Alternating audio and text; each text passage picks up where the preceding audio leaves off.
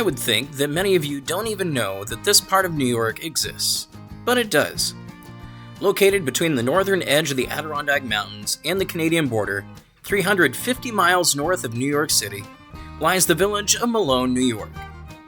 The town of Malone dates back to 1805, and the village incorporated in 1853, originally covering nearly the entirety of what is now Franklin County, divided up today into 19 different townships. Most of the early settlers of the Malone area were from Vermont, starting up sawmills, carding mills, and some of the only iron mines in the area.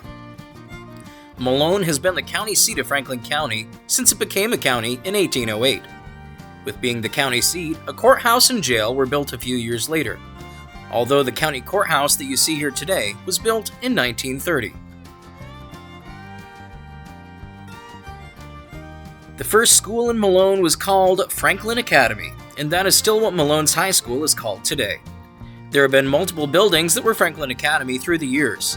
Although I don't have footage of the current Franklin Academy, this building used to be Franklin Academy until the late 1960s, and today serves as the Malone Middle School. The War of 1812 was key to the original development of the region, with many roads being built for the transportation of troops and supplies. After the war, a stagecoach route connected Plattsburgh with Ogdensburg and had stops in Malone as well. By 1850, the Ogdensburg and Champlain Railroad would replace the simple stagecoaches, later becoming the Penn Central Railroad. A railroad boom in Malone was born. Malone had multiple railroad stations, with this one being the primary train station for the heart of downtown. Today, this still regal building operates as a bank and remains open for business even though the trains have been long gone. Next door to the former train station lies one of Malone's biggest blights, the Flanagan Hotel.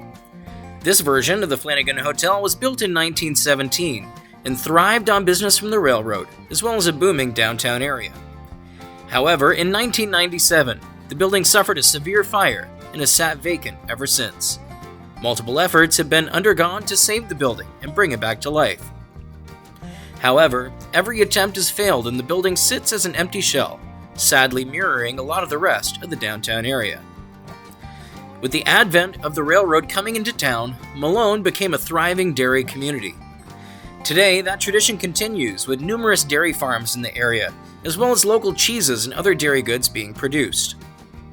Malone is known for its numerous ice cream shops in the summer months, such as Boki's, Uncle Sankey's, or a new one this year, Poop Scoops. If you ever stop in Malone, get an ice cream. It's some of the best to be found in the country, in my opinion. The Salmon River runs through the heart of Malone. In its early days, the river was the power supply for many of the mills, some of which still have remnants here today. Today, the river continues to provide life to the community via fishing and simply for its scenic views. Malone has numerous churches in town, including some with quite the history. While there are churches of many faiths, including Catholic, Baptist, Methodist, Episcopal, and more, one of the most iconic churches in Malone is the Congregational Church. The Congregational Church building standing today was built in 1893.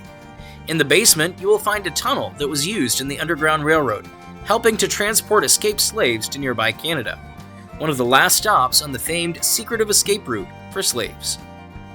Malone, although small and distant from seemingly everywhere else in the country, was home to one of the United States vice presidents, William Almon Wheeler. Wheeler, a Republican, served as vice president from 1877 to 1881, serving under President Rutherford B. Hayes. Today, Wheeler's house is the Elks Lodge and is open for various public events. His grave is in the Morningside Cemetery, and it's fairly well marked how to get to his grave once you are in the cemetery. For being a small town, there is a fair amount of shopping and restaurants here, many with local ownership, including the International Border Company, a clothing and outdoor sporting supplies store, the Market Barn, and Pine Country Outlet, both containing booths from local vendors, artists, and antique dealers. There are, of course, nationally known names here in Malone as well, with the likes of Walmart, Runnings, Big Lots, and numerous fast food chains. Malone is home to one museum, the House of History, which is only open by appointment, and I did not get to make an appointment on this quick trip to Malone. Perhaps next time I am in the area I can get in there and show you the old property, which is a fun walk around through history. Malone is also home to the Franklin County Fair, which is one of the biggest events all year long in late August, including concerts by major name artists, demolition derbies, fantastic food, animals of all kinds, and carnival rides. Malone may be a little tired looking today, but there is a community here that is loyal to the core, not only to their town, but to each other. It is a town that has a warm welcome and a strong can-do attitude, a necessity in these parts, it seems. Malone is seeing some major new construction projects, and there is seemingly some new life being injected here. I can't wait to see how Malone continues to adapt and change as it continues to shine as the star of the North. We'll see you next time, somewhere else down the road.